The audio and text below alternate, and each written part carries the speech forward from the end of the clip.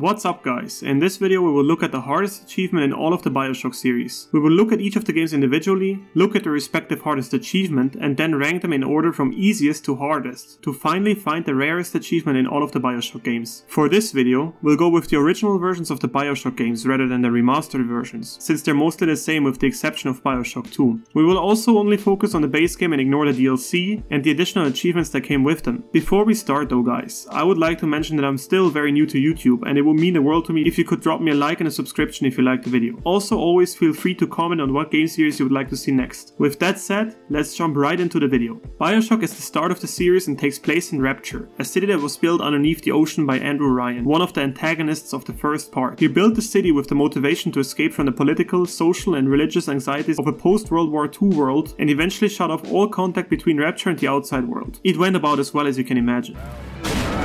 By anyone! Screw you! Screw all you fucking doubters! You won't stay still!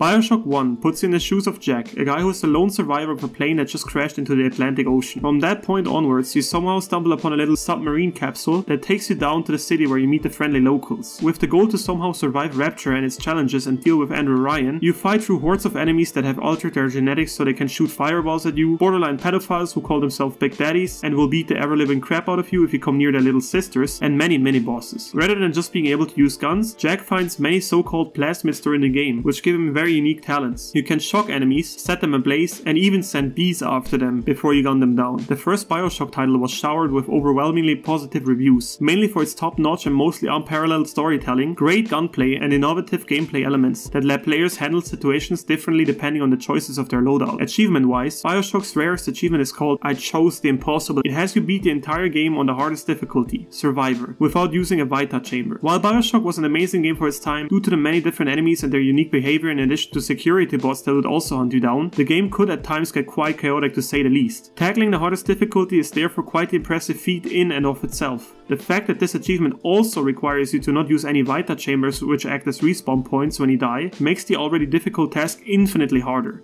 To get the absolutely rarest achievement in the first Bioshock, you need to play like an absolute pro and pair your weapons with your abilities in the most effective way, therefore making I Chose the Impossible quite the fitting name for this achievement. Bioshock 2 takes place 8 years after the events of the first part. Protagonist of this game is a Big Daddy who's looking for his little sister, Subject Delta. Turns out your little sister is actually the daughter of the antagonist of the game, Sophia Land, and understandably, she will do everything she can to keep you away from her daughter. On our second trip through Rapture, we get to see an even darker side of the failed underwater paradise. Many parts of the city are completely broken, the little sisters have grown into adolescents who let all their frustration out on you, and there's a bunch of new weapons and plasmids you can use to deal with whatever the game throws at you. The second part of the series was showered with amazing reviews yet again, mainly because of the improvement of the guns and plasmids, and yet another fantastic story. Next to all the positive feedback, the title was sometimes criticized for how much they stuck to the same formula as in the first Bioshock, especially due to the fact that the environment is very similar. Overall, players and critics both really enjoyed the game though, but it doesn't even come close to the first title of the video game series, and as the middle child between both the other games gets very little recognition nowadays and often gets overlooked when talking about the series as a whole. Besides the additions to the single player mode, Bioshock 2 came with a very unique multiplayer mode where you take control of a splicer and choose your loadout. Depending on how well you do in your matches, you earn a certain amount of points, which then level your character up, unlocking weapons and plasmids you couldn't previously use. Bioshock 2's multiplayer mode is one of those things where people only seem to have two opinions. They either absolutely hate it or think it's an amazing and fun multiplayer game. The bad news is that those who hate it will have to endure it nevertheless if they want to unlock the hardest achievement in all of Bioshock 2, Choose the Impossible. It requires you to reach level 40 in the multiplayer mode. Now, even a few years back the multiplayer mode was described to be pretty dead, with the few exceptions being die-hard veterans or hackers. Theoretically, you can still get the multiplayer achievements for the 11-year-old game since the servers are still up and running, but it will take you ages. Without boosting, you're looking at a playtime of somewhere between 50 and 70 hours. With an efficient boosting group, this can be reduced to around 20 to 30 hours. Therefore, however you decide to tackle this absolute monster of an achievement, I wish you the best of luck in doing so. Bioshock Infinite is the third and latest part of the series. You take control of Booker DeWitt, who is somehow in debt and deep trouble.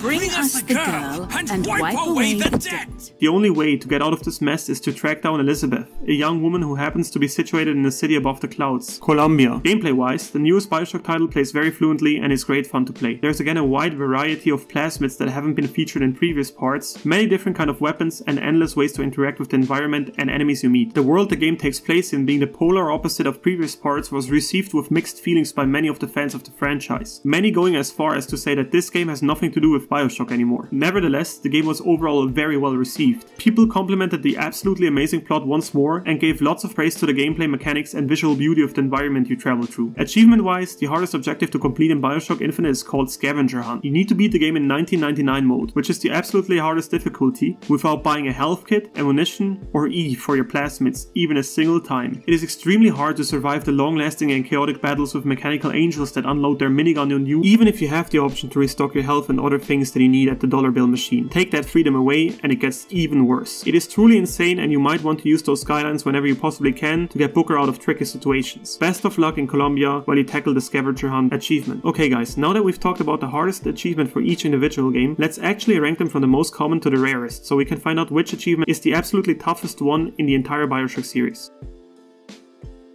At rank 3 of the hardest achievement in all of Bioshock, we have the I chose the impossible achievement with a 2.2% achievement rate from the first entry in the series. Despite being the easiest to achieve out of the 3 Bioshock titles, it is still rare enough to be considered an ultra rare trophy. To unlock it, you have to beat the entire game on the hardest possible difficulty without ever using the respawn feature, aka Vita Chambers. It is extremely tough to complete this one in my opinion, because none of the other titles is quite as chaotic and uncoordinated when it comes to battles as Bioshock 1 was. Between you and I, the reason why the completion rate for this achievement is the highest out of all the 3 games might be the fact that you can cheese it quite easily. There is a trick that you can pull off to get this achievement very easily. What you have to do is play the entire game on whichever difficulty you like, even easy works here, with Vita Chambers disabled. Then at the very end, right after you beat Fontaine and the screen goes white, you have to pause, open the options and set the difficulty to Survivor, and boom, there's your achievement. Honestly, if it wasn't for this glitch that you can pull off very easily and abuse to unlock the otherwise very hard achievement, I highly doubt that I chose the impossible would be this high on the list. Quick reminder that the glitch still works even on the remastered version of the game, and you're free to use it too to get that sweet and shiny achievement, if you can live with being judged and cursed out by the people who earned it in a legitimate way, that is. Whichever option you choose to finally unlock the achievement, good luck with it.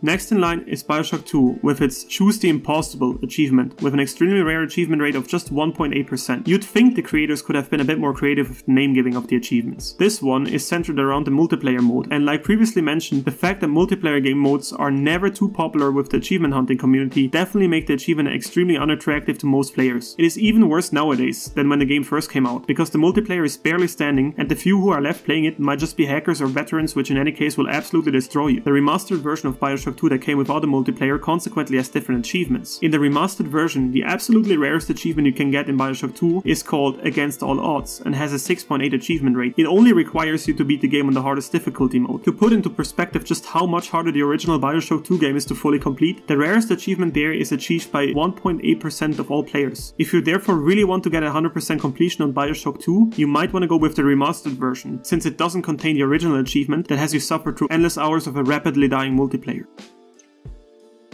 Even though it's the newest addition to the Bioshock series, Bioshock Infinite did not make things easier. It holds the hardest achievement in all of the Bioshock series, which is called Scavenger Hunt, and has an achievement rate of just 1.7%. It is extremely rare. Like mentioned before, you need to beat the game in the hardest difficulty mode, 1999, while not using the dollar bill merchant station even a single time. This means no health packs, no EVE refills, no stocking up on ammunition, and you need to beat the entire game with what you find laying around in the streets of Colombia, and somehow make it be enough to get through the many tricky fights you will encounter. Handyman, specifically, swallows seemingly endless rounds of ammunition before they go down, so make sure you figure out a good strategy before going for this achievement. Scanning your environment extremely thoroughly, choosing the right upgrades, working together with Elizabeth in the best possible way, and only using health packs and other resources when extremely necessary are essential to beat this game mode. If you do end up beating the game on the hardest difficulty possible and without using the vendor machine even once, the achievement is yours, and you can officially call yourself a proud owner of the hardest achievement of all of the Bioshock games, and can now rest easy. At least until the next installment finally hits. So guys, those were the 3 hardest achievements of all the Bioshock series. What do you think? Did the outcome surprise you at all? Do you personally prefer Rapture rather than Columbia? Whatever your thoughts are, please let me know in the comments and also tell me which video game series you'd want me to cover next. If you made it this far, consider subscribing so you can catch every upload. If you're curious about the hardest achievement in all of the Resident Evil mainline games, you can click the video right here and find out which one it is. See you next time friends, and be well.